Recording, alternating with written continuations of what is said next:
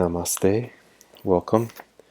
This is chapter 2 of Crazy Wisdom by Chögyam Trungpa Rinpoche. Chapter 2, the Trikaya. We have discussed two possible approaches to spirituality: spiritual materialism and transcending spiritual materialism.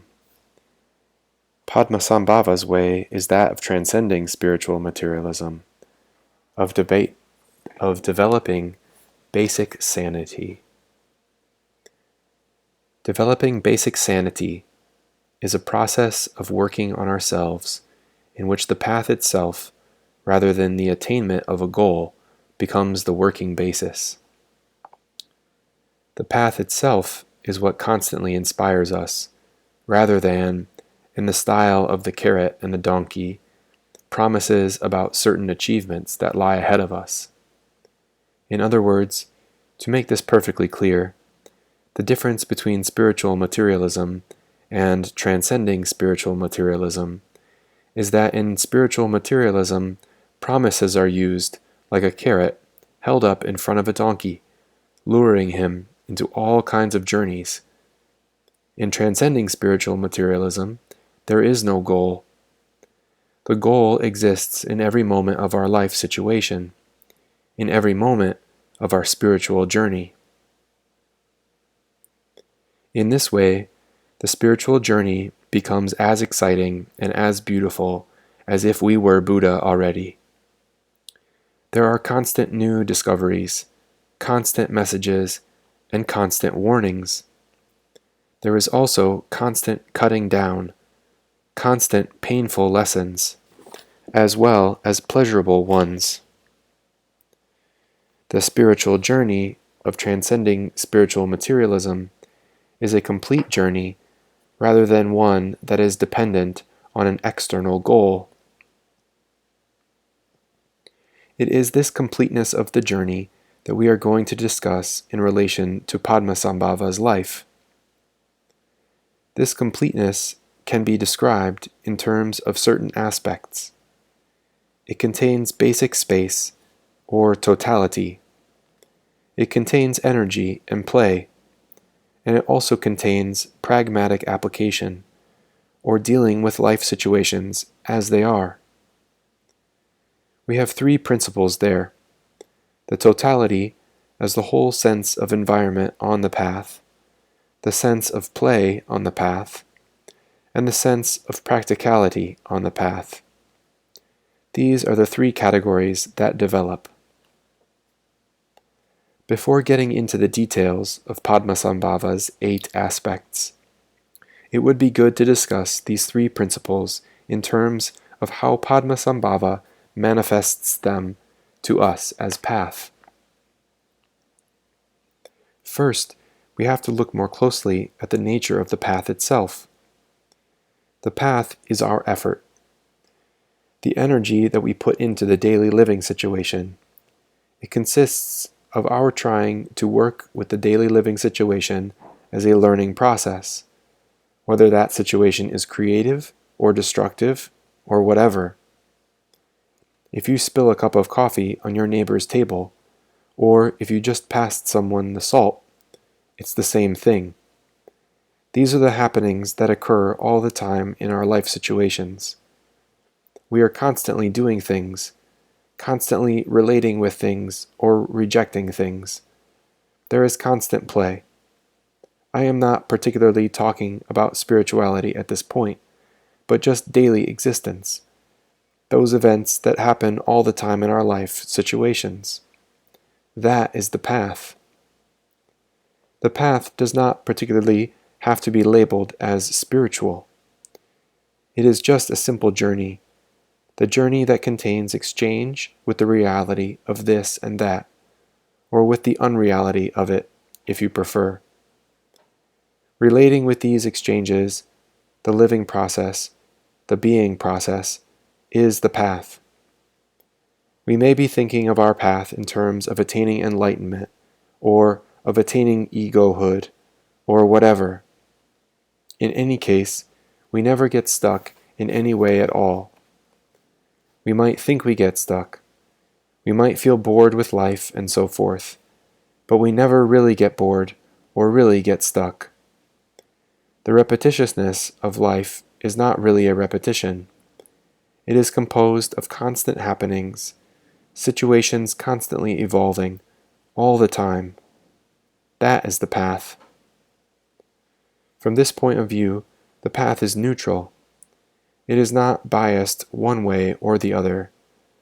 There is a constant journey happening, which began at the time of the basic split. We began to relate in terms of the other, me, mine, our, and so on. We began to relate with things as separate entities. The other is called them, and this thing is called I, or me. The journey began right from there. That was the first creation of samsara and nirvana. Right at the beginning, when we decided to connect in some way with the energy of situations, we involved ourselves in a journey, in the path. After that, we develop a certain way of relating with the path, and the path becomes conditioned toward either worldliness or spirituality. In other words, spirituality is not really the path, but spirituality is a way of conditioning our path, our energy. Conditioning our path happens in terms of the three categories I have already mentioned. It happens, for example, in terms of the totality of experience, the first category. That is one aspect of how we relate with our path, in terms of the totality of our experience. The path is happening anyway. Then we relate to it in a certain way. We take a certain attitude toward it. The path then becomes either a spiritual path or a mundane path. This is the way we relate to the path. This is how our motivation begins. And our motivation has the threefold pattern. In the Buddhist tradition, these three aspects of the path are called Dharmakaya, Sambhogakaya, and Nirmanakaya.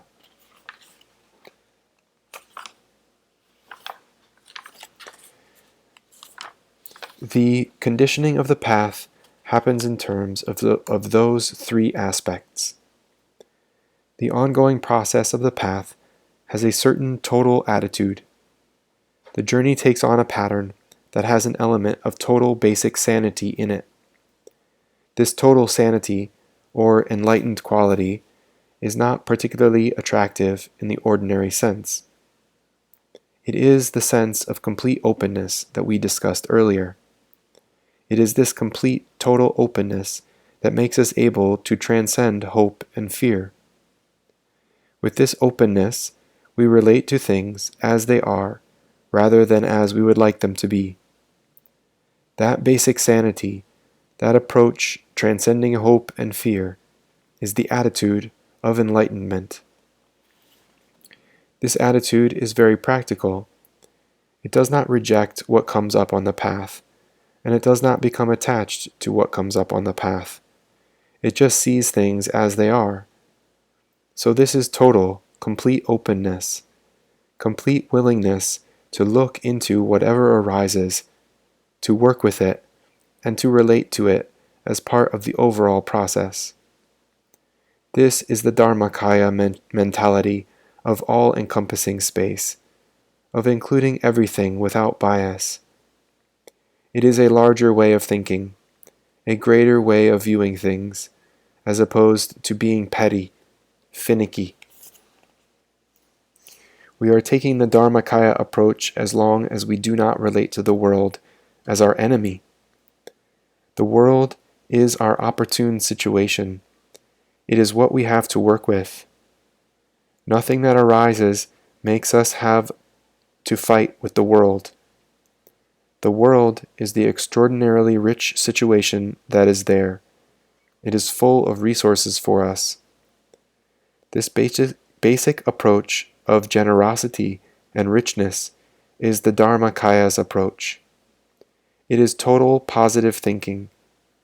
This greater vision is the first attitude in relation to the path. Then we have the second attitude, connected with the Sambhogakaya. Things are open and spacious and workable, as we have said, but there is something more. We also need to relate to the sparkiness, the energy, the flashes and aliveness that take place within that openness. That energy, which includes aggression, passion, ignorance, pride, jealousy, and so forth, also has to be acknowledged. Anything that goes on in the realm of the mind can be accepted as the glittering light that shines through the massiveness of the spiritual path. It shines constantly, surprises us constantly. There is another corner of our being that is so alive, so energetic and powerful. There are discoveries happening all the time. That is the Sambhogakaya's way of relating with the path. Thus, the path contains the larger sense of total acceptance of things as they are, and the path also contains what we might call fascination with the exciting discoveries within situations. It is worth repeating here that we are not putting our experiences into pigeonholes of virtuous or religious or worldly. We are just relating with the things that happen in our life situations. Those energies and passions that we encounter on our journey present us with continual discoveries of different facets of ourselves, different profiles of ourselves. At that point, things become rather interesting. After all, we are not so blank or flat as we imagined ourselves to be.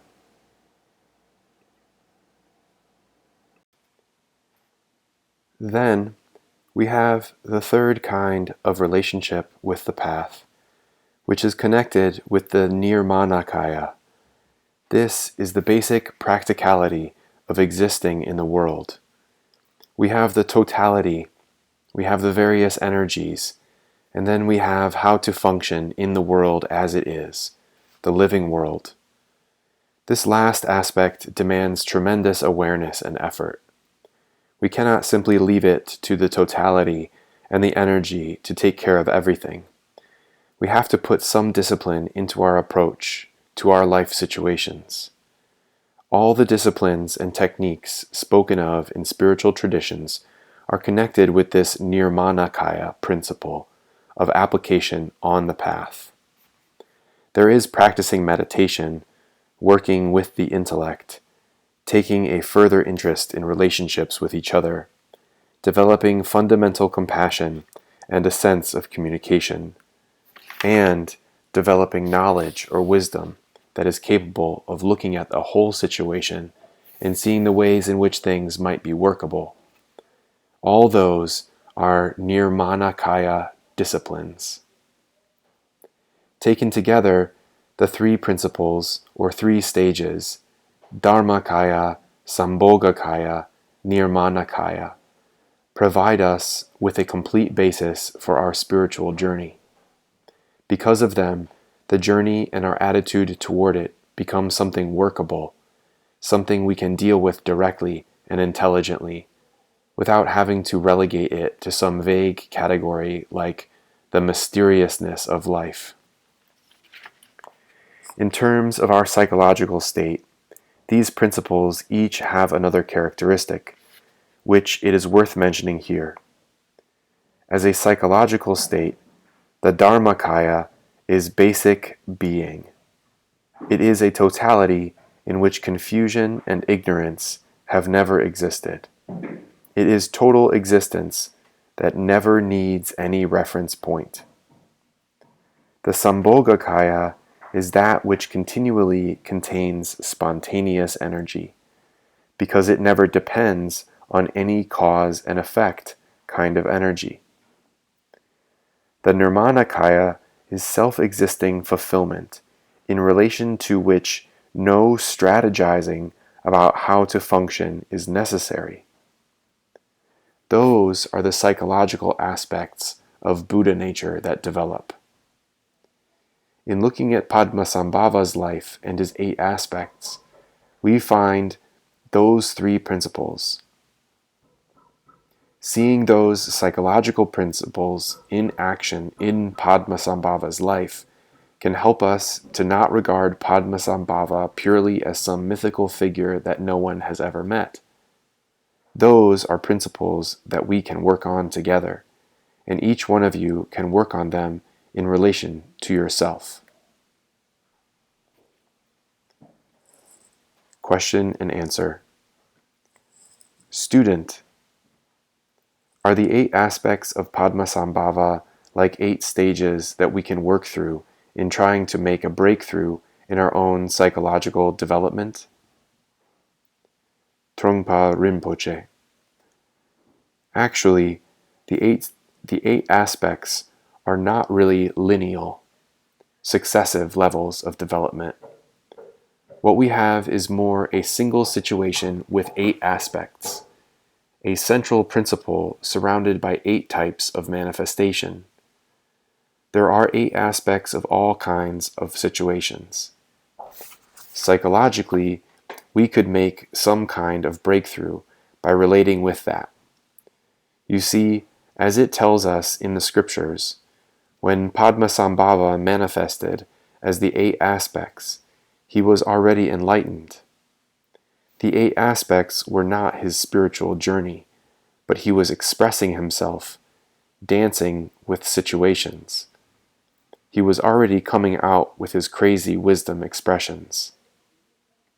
What I am trying to say is, we could find all those 8 aspects within ourselves in one working situation. We could connect with them. We could break through with all 8 simultaneously. Student. So it's definitely not a linear progression like the 10 bhumis. Rinpoche.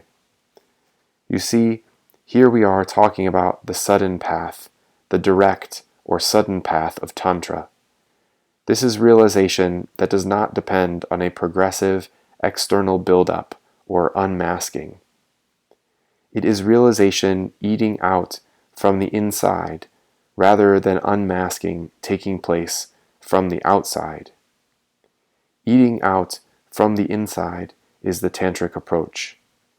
In some sense, this supersedes the 10 bhumis or stages of the Bodhisattva path. We are discussing more the Vajra-like samadhi of the Buddha and his way of relating with things, which of course is connected with Buddha nature. We are approaching that here as a sudden, direct transmission, a direct way, without going through the paramitas or the bhumis. The approach here is to regard oneself as being a Buddha already. Buddha is the path rather than the goal. Here we are working from the inside outward.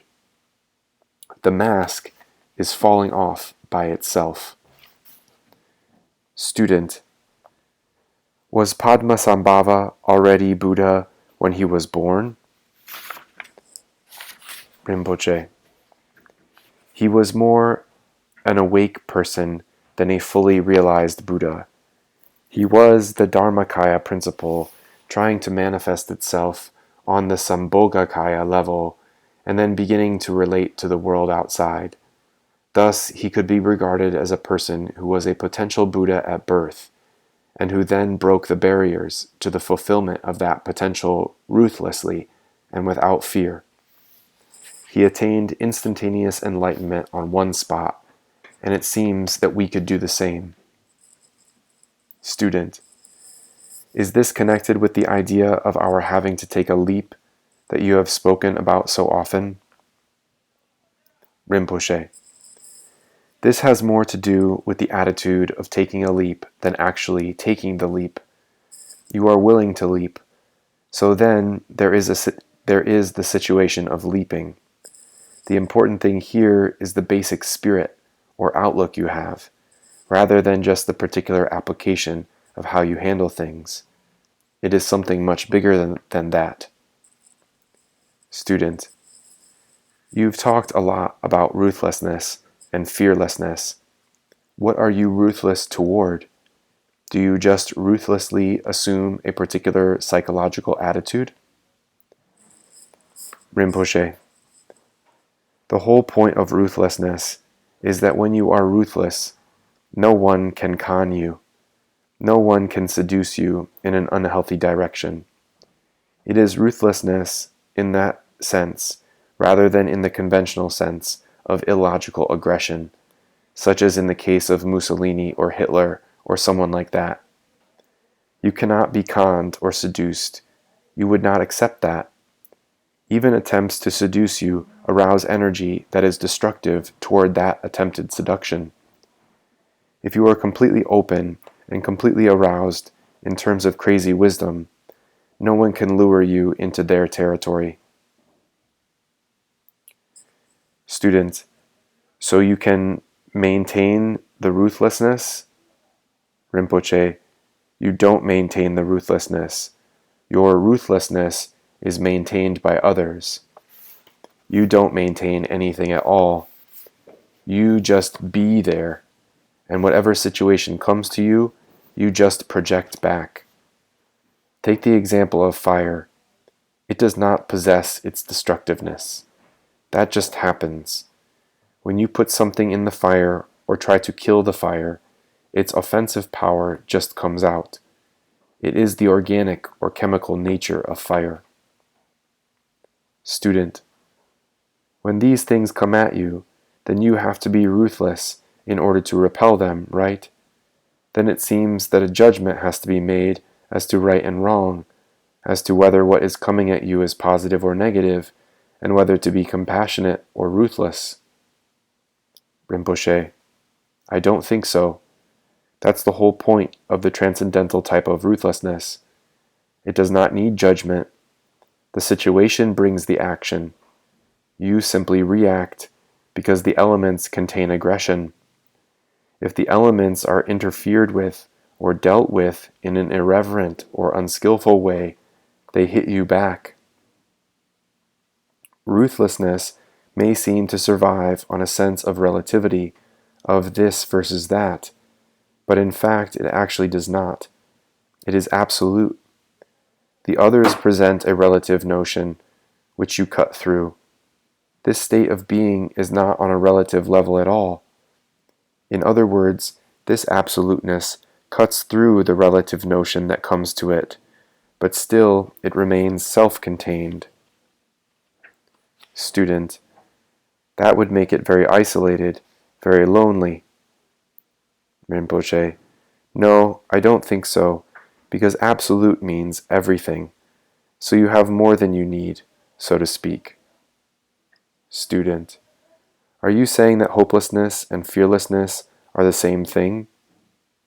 Rinpoche, yes, they are the ultimate thing. If you are able to work with that, they are the ultimate thing.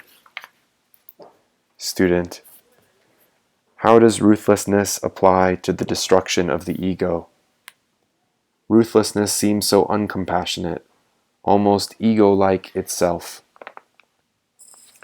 Rinpoche, well, it is ego's intensity that brings forth uncompassionate measures.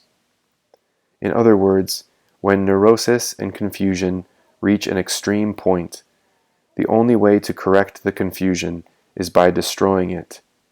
You have to completely shatter the whole thing.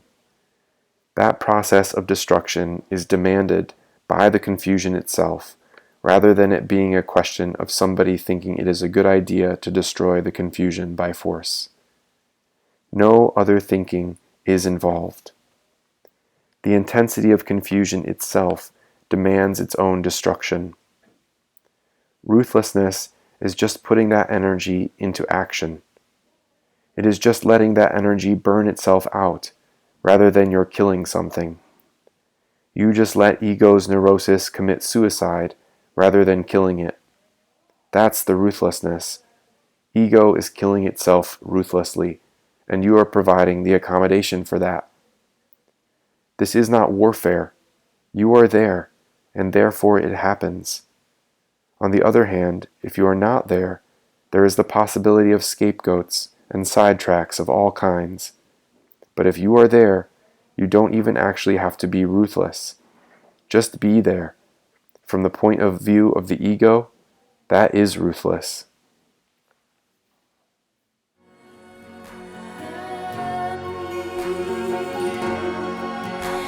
Shine.